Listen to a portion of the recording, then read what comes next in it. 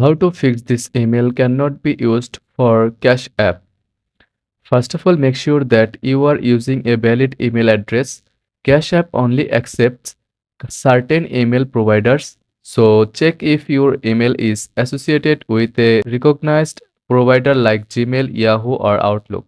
Next, ensure that your email hasn't been previously linked to another Cash App account. If it has, you will need to use a different email to create a new account or access your existing one.